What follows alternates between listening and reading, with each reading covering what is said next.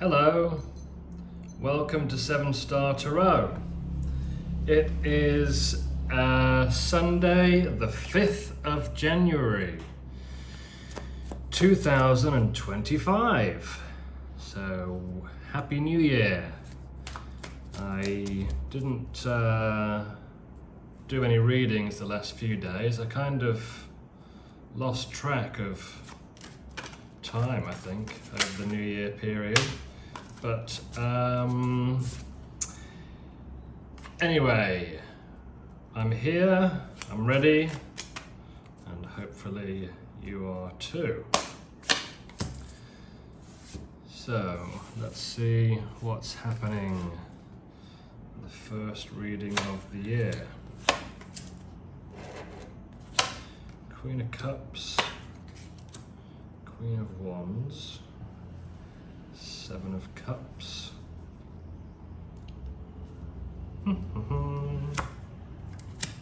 Seven of Swords, King of Pentacles, Chariot, Moon, King of Swords, Queen of Cups.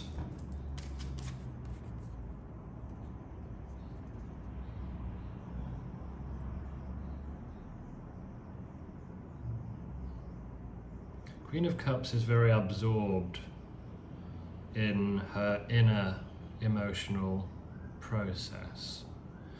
So you may find that you're quite absorbed in your inward processing of things at the moment. Maybe you're finding yourself quite kind of in your feelings, not in a bad way.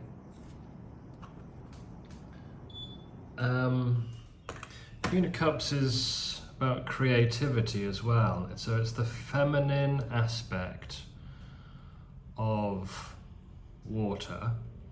Water obviously being emotions, creativity, all the stuff that kind of happens on the right side of the brain. And obviously the feminine is also right side of the brain as opposed to left side of the brain. So, yeah, I guess Cups is a kind of right brain, if you know about right brain, left brain. The left is kind of like logical, linguistic, sequential, procedural stuff. And then the right is like involved in like holistic processing and more creative thinking. Less linear, like non-linear ways of thinking about stuff. So, but yeah, particularly with reference to the emotions, she's like sort of staring into the cup. Maybe there's something which is kind of like absorbed. Maybe there's some part of your process which is like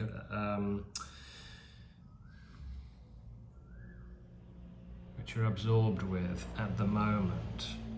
And the 7 of Swords is saying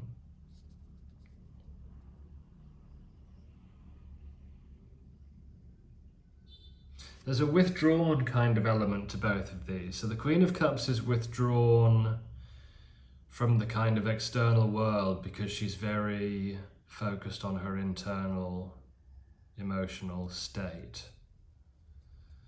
The 7 of Swords is withdrawn because he's not wanting people to see what he's doing. So there may be a sense that of kind of like not necessarily like trying to hide your inner emotional state from others, but that maybe you don't want, maybe there's a process you've been going through which you don't tend to share with other people. You know, like we all have our own kind of internal processes that sometimes nobody else knows about, I guess, like, you know, stuff that we deal with emotionally. That I guess over the years maybe, or when we were younger, we learned that some things are kind of either easier not to share with others or kind of like just better if we don't like talk too much about to others. People find emotions uncomfortable, don't they? It's nice to say, oh, yeah, you should share your feelings with others, but actually, like this guy's, he's not sharing what he's doing because he knows people wouldn't agree with it. So in a way, there's a kind of wisdom in the Seven of Swords. It's like a wisdom born of realism, Like, it's not idealistic, the Seven of Swords at all, is it? He's just purely practical. He's just kind of doing what he needs to do. Okay, interesting.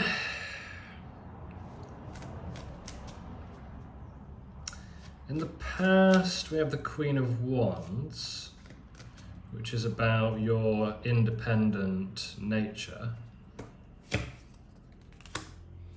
And the Ace of Pentacles. Maybe it's about the Hermit. Okay. Maybe this is what you discovered. Like, maybe you discovered from spending time alone that the way to get things done and the way to kind of achieve stuff in the material realm for you is very much associated with your kind of independent spirit, and accepting that you're different from others. And like, not just accepting, but the Queen of Wands relishes that.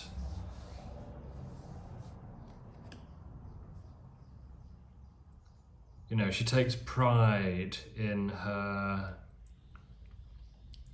different she is from others because she knows it works for her. She didn't get onto the throne and kind of like stay there by doing stuff that didn't work for her. And so, yeah, maybe you've realized in the past that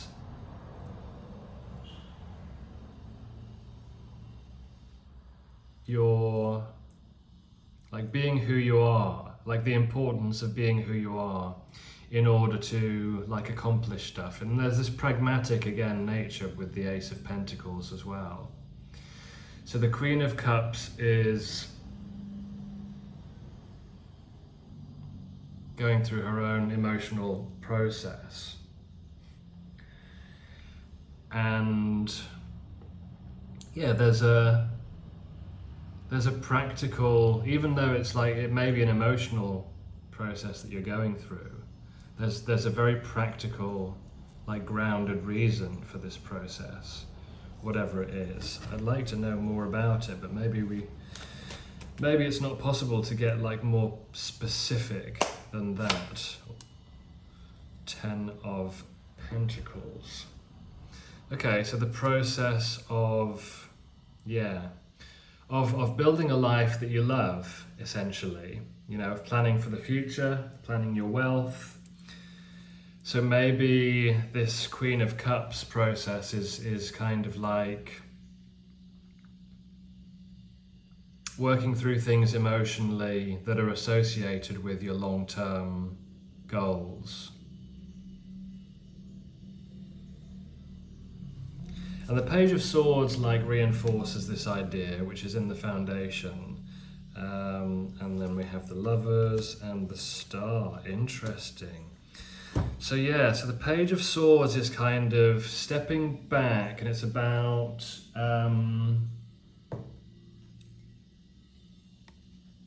research comes to mind, but like almost research on yourself. So looking back at your experiences in the past, maybe your experiences with love, because we are looking at this in the context of the Ten of Pentacles, which is partly about love, as well as this kind of idea of intergenerational wealth.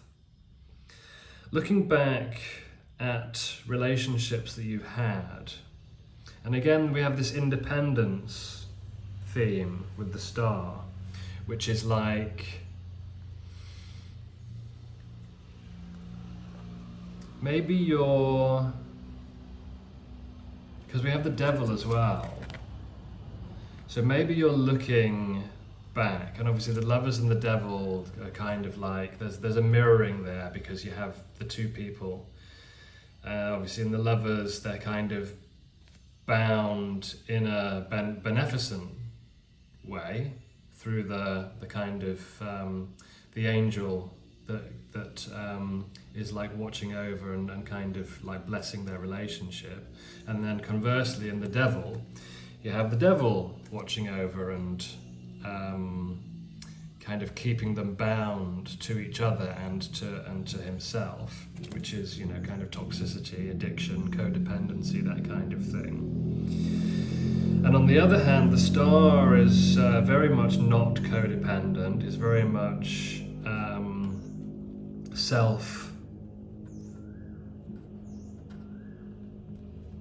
what's the word?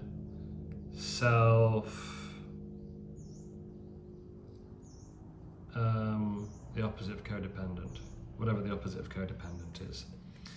Self-sufficient. The star is very self-sufficient, so much so they're kind of just like pouring the water out.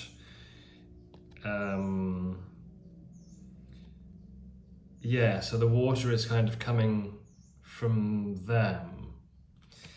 What am I trying to say? So the star is very much about independence. It's about you becoming who you truly are, and like it's sort of shining from your inner identity and your inner essence. So maybe this is about you kind of like looking back to the sort of your history of your love life and your emotional life, and having this, like going through this process,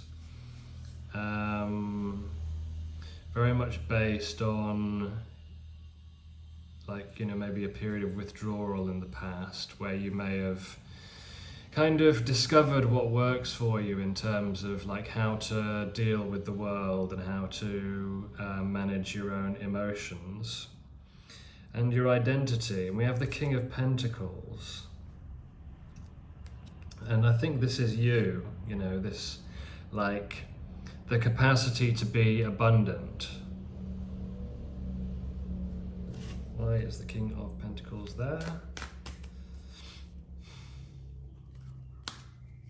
The Queen of Wands would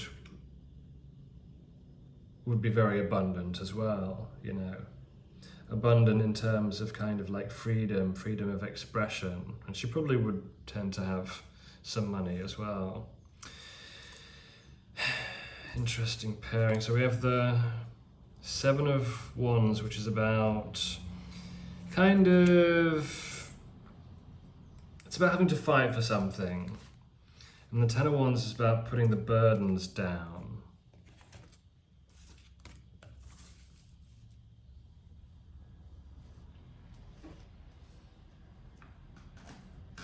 It's already quite complex, this reading, isn't it? And then we have conflict, the Five of Wands.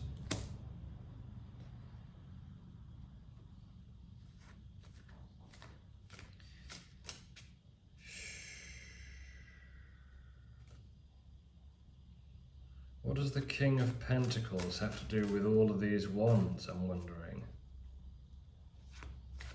The Moon. The Moon is up there with the Devil. Two of Wands.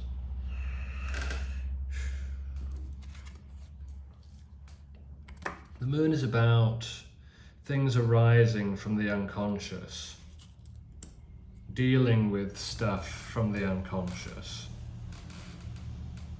And it's not always like a fully conscious process either. Like there's an element of consciousness when emotions kind of bubble up to the surface.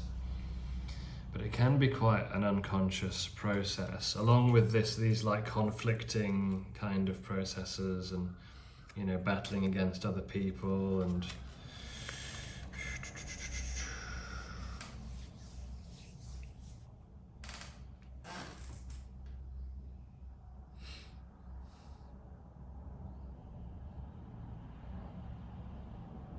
I'm getting like a very reflective kind of process there, and it makes sense at the beginning of the year to kind of look back on the things that have happened in the past and what's brought you to where you're at now. Which I think with the King of Pentacles it's saying is an abundant place, but it's not been an easy journey to get here, is what I'm getting from all of these Fighty Wands cards. That there was, a lot of conflict, potentially inner conflict, and you had to or conflict with others could be. And you've had to defend yourself in the past. You've had to fight, you've had to fight. And it has been hard, but this is a theme that was coming up actually in the previous reading as well, is this idea that from the hardship that you've been through has kind of grown these pentacles. And again, we've got a lot of pentacles happening. So we've got the Ace of Pentacles, we've got the King of Pentacles, and we've got the Ten of Pentacles. So again, with this kind of independent spirit, but practical nature as well. So, and then, but yeah, and this is also about the love life and kind of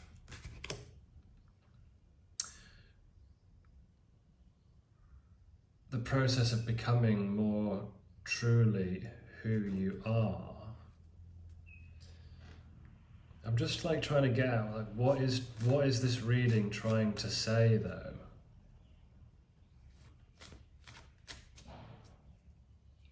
Of course, sometimes they don't necessarily have to say anything, they're just kind of representing the way that things are. So what is it about this process? And then with the Moon and the Devil, and then the King of Swords, Three of Swords, King of Cups. Okay, so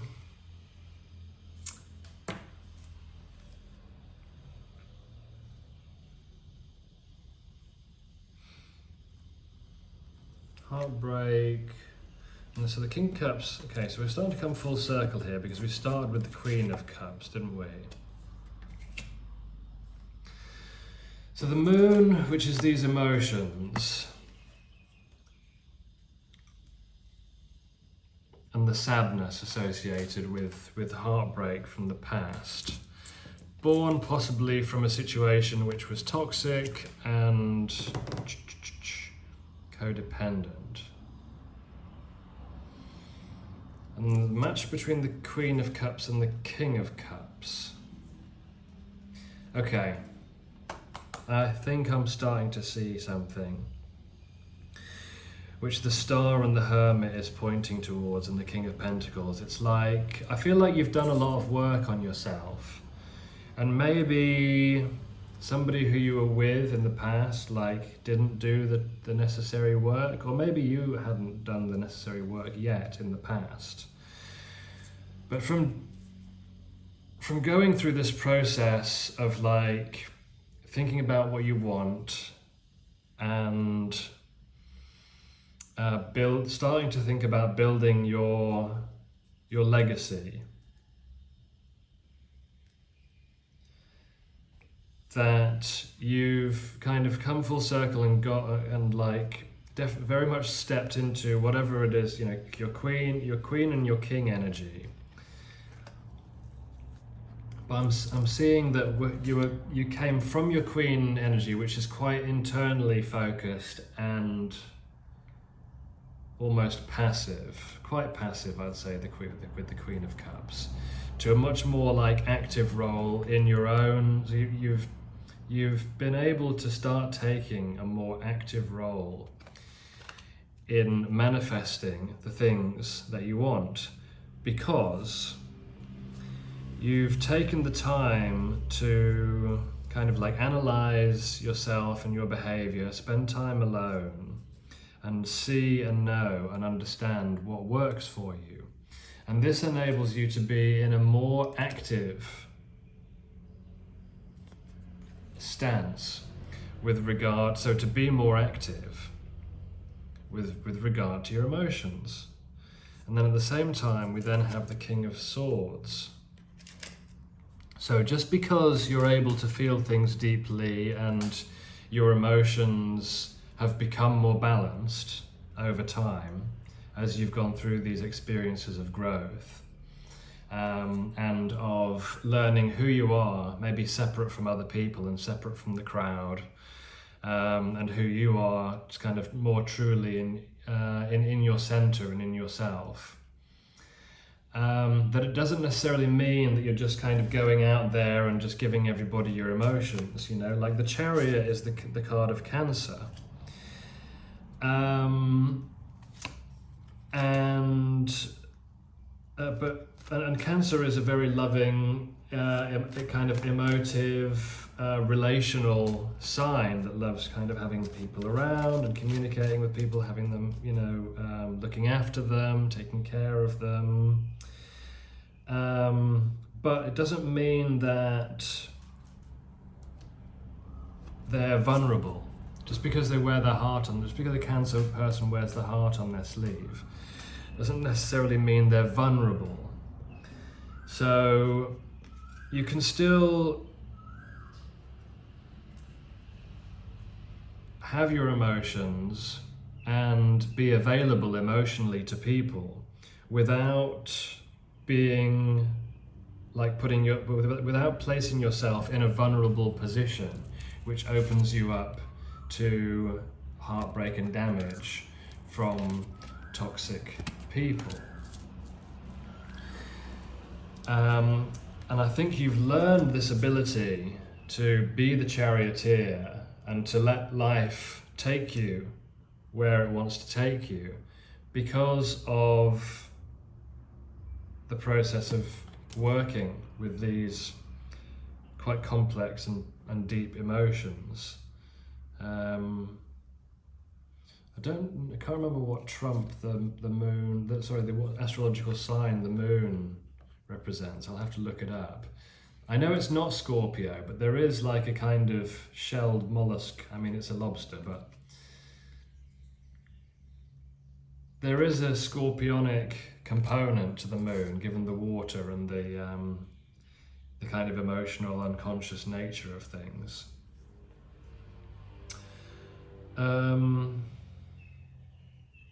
So yes, the King of Swords, I think, is saying that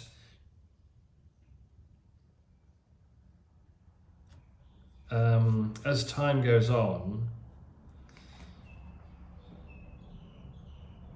that you're becoming more able to detach yourself when necessary and to judge situations for their merit with your mind rather than reacting to them with your heart. And then we have the Seven of Cups in the future, which is kind of speaks slightly of like anxiety and stuff. Speaks of anxiety due to having apparently lots of options, but being basically confused by the number of options that's available. So maybe at the moment you're feeling like, even though you want a new start emotionally, possibly, you know, looking at a new relationship, or, you know, like putting yourself out there maybe, that sometimes you're kind of not sure which direction to go in. Maybe there are quite a few options, but you know, they're a mixed bag. None of them are that good. But with taking the kind of King of Swords analytical approach, you should be able to like see that, to not let like the different offers, if you do have different emotional offers, to not let those kind of pull you emotionally in different directions. That with the King of Swords energy, you're able to kind of stay grounded and not kind of get tied up in your head and confused about things, but kind of just sit back into the Empress perspective. And yeah, be patient, because these internal processes take longer than we think they should, oftentimes. Like these internal transformative kind of processes of letting go of like toxic parts of ourselves, and kind of like revitalizing ourselves and the way that we interact with the world. Like, yeah, be patient, and I think it is coming, what you want. It is coming, like the sense of people kind of recognizing what you're capable of, and what you can do and what you can contribute. It's there, but just keep working on your abundance at the moment. Try and stay out of the mind, because the mind is the maybe not your friend always. You know, like if you're not able to step into King of Swords kind of strong analytical mind power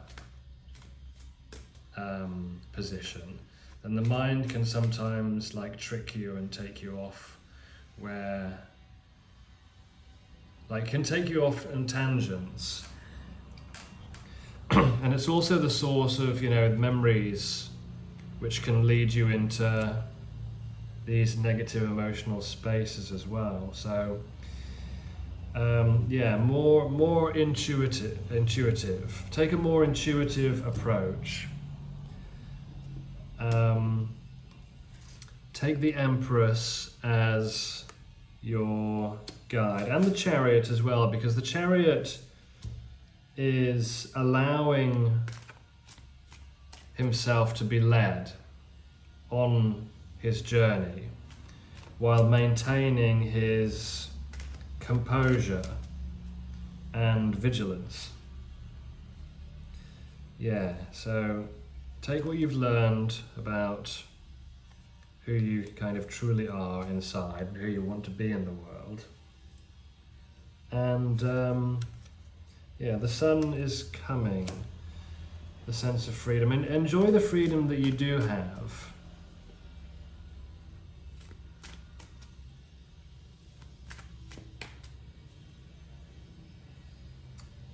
And enjoy where you're at, if possible. And sit back and let things come to you. Hope that was helpful. See you next time.